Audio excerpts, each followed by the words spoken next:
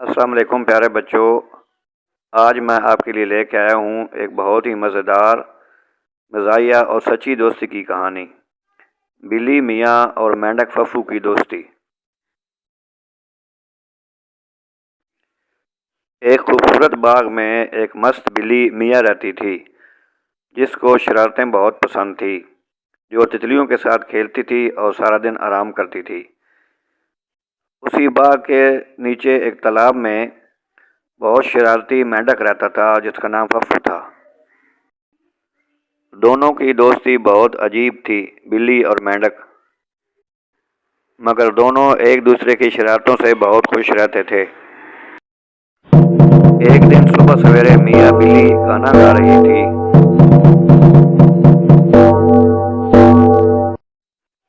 تالاب کے پاس ففو بیٹھا بولا، واہ کیا خوبصورت آواز ہے، اگر اس میں تھوڑا ٹر ٹر بھی شامل کر لو تو نغمہ اور بھی زیادہ مزیدار بن جائے۔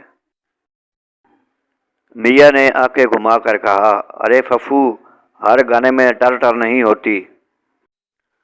ففو نے شرارت سے کہا، چلو ایک مقابلہ کرتے ہیں گانے کا۔ سارے جانوروں کو اکٹھا کیا گیا۔ پہلے بلی میاں نے گایا، بہت اچھا گایا۔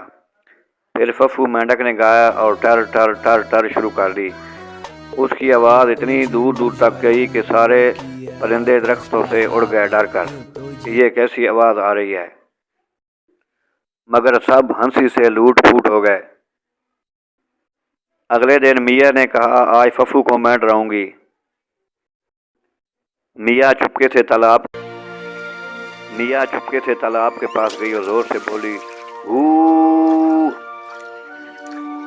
ففو پانی میں چھلانگ لگا کر بولا، میں تو پانی کا رہنے والا ہوں، میں نہیں ڈرتا۔